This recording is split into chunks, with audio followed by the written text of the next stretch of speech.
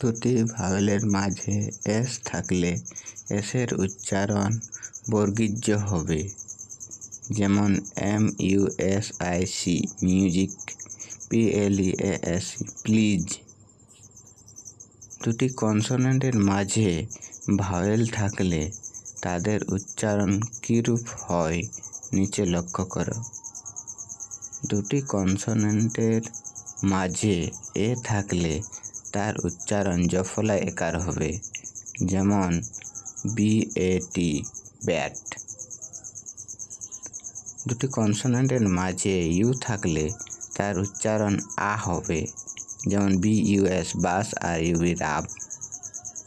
কোনো ওয়ার্ডে যদি UB থাকে তবে তার উচ্চারণ আব হবে, যেমন TUB tub, SUB sub, CUB কাব।